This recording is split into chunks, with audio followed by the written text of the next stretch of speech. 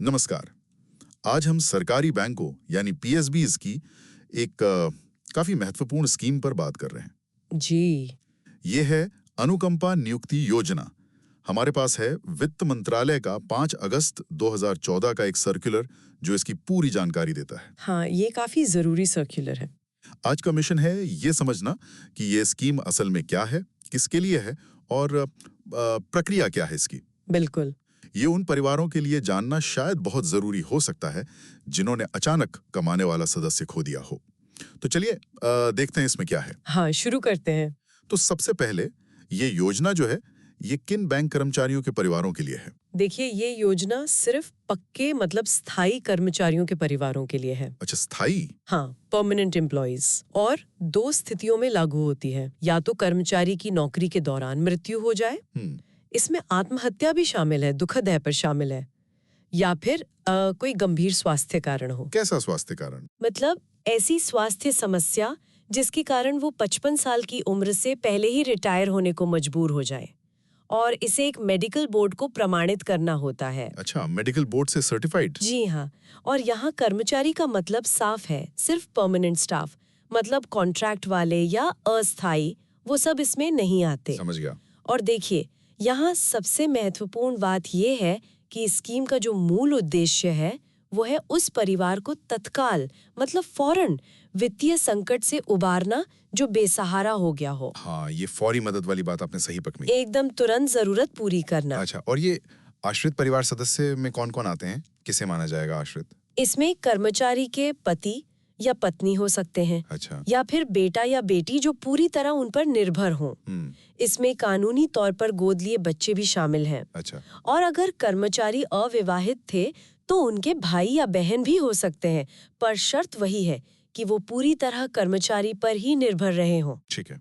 तो नौकरी किस लेवल की मिलती है? क्या किसी भी पद पर नियुक्ति हो सकती है? नहीं, ये नियुक्तियां सिर्फ 2 ही कैडर में हो सकती हैं। या तो क्लर्क लेवल पर, जिसे लिपिक कहते हैं, हाँ। या फिर सब स्टाफ कैडर में, मतलब उप कर्मचारी। ओके। बस इन्हीं 2 में।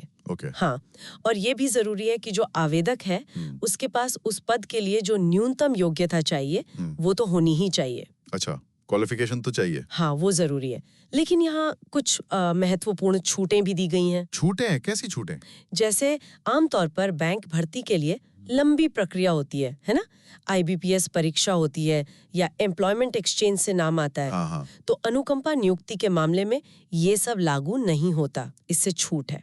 अच्छा, ये तो बड़ी राहत है। बिल्कुल। और अगर मान लीजिए बैंक में भर्ती पर कोई रोक लगी हुई है, तब भी ये नियुक्तियां की जा सकती हैं। वाह। उम्र में भी जो ऊपरी आयु सीमा होती है उसमें छूट दी जा सकती है, लेकिन हाँ, न्यूनतम आयु 18 साल तो होनी ही चाहिए, उससे कम नहीं। ठीक है, 18 साल न्यूनतम। अच्छा, आवेदन करने की कोई टाइम लिमिट है? मतलब कब तक अप्लाई कर सकते हैं?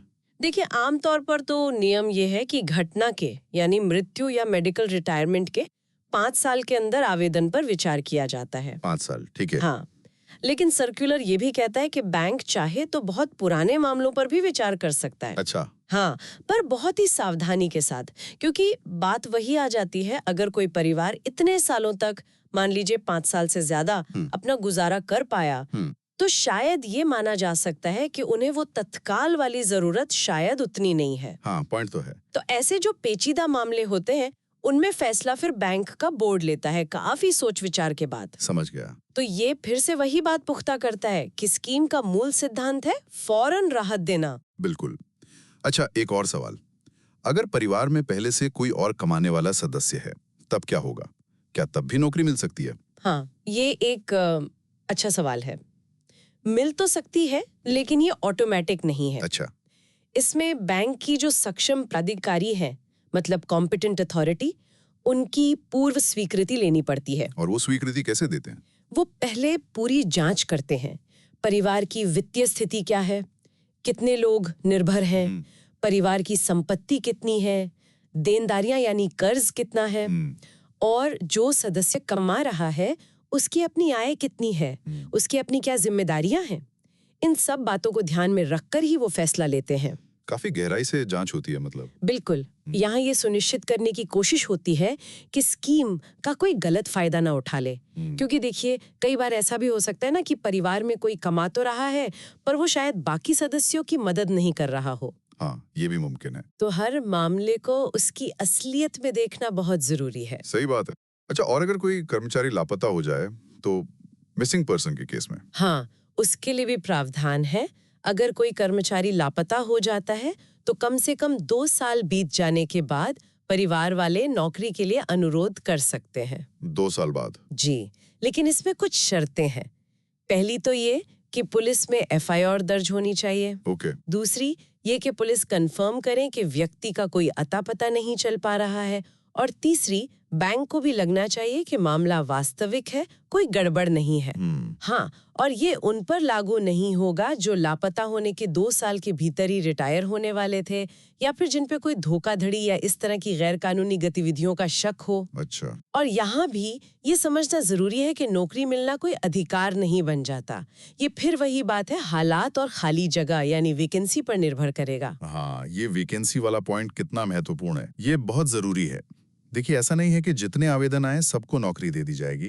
बैंक अपनी जो क्लर्क और सब स्टाफ की सीधी भर्ती की कुल रिक्तियां होती हैं 1 साल में, हाँ, उनमें से अधिकतम मतलब मैक्सिमम 5% तक ही अनुकंपा नियुक्ति के तहत भर सकते हैं। सिर्फ 5%? जी, अधिकतम 5%। ये एक तरह का संतुलन बनाने की कोशिश है ताकि जरूरतमंदों की मदद भी हो जाए और जो सीधी भर्ती से आने वाले हैं उनके लिए भी मौके बने रहे। ये संतुलन जरूरी है।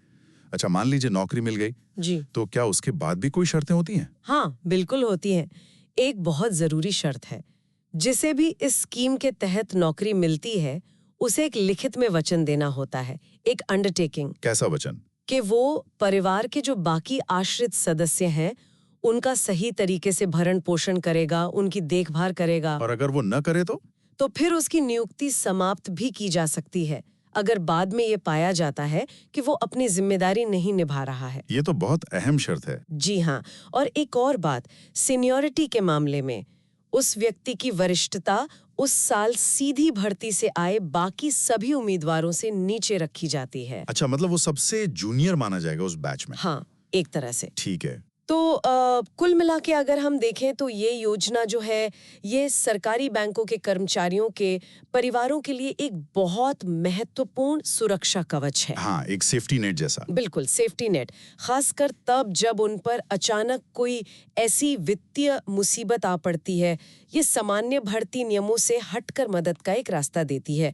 लेकिन जैसा हमने देखा, इसमें काफी सारे चेक्स और बैलेंस भी हैं। हाँ, कड़े प्रावधान है। जी, ताकि ये सुनिश्चित हो कि मदद सिर्फ सही और वाकई जरूरतमंद लोगों तक ही पहुंचे और इसका दुरुपयोग न हो। बिल्कुल, कुछ सार यही निकलता है कि ये कोई गारंटी वाली नौकरी अधिकार नहीं है, बल्कि ये एक जरूरत आधारित सहायता प्रणाली है जिसे बहुत सावधानी से परिस्थितियों का मूल्यांकन करके ही इस्तेमाल करने के निर्देश हैं। हाँ, बिल्कुल सही कहा आपने। ये पूरी तरह से बैंक के विवेक और नियमों पर आधारित है। और हाँ, इन सब नियमों और प्रक्रियाओं को देखते हुए एक सोचने वाली बात ये भी मन में आती है। क्या? कि जैसे जैसे हमारा समाज बदल रहा है, परिवारों की संरचना बदल रही है, आर्थिक सच्चाइयां बदल रही हैं, तो क्या ये योजना जो 2014 के दिशा निर्देशों पर आधारित है, भविष्य में भी उतनी ही प्रासंगिक और कारगर रह पाएगी?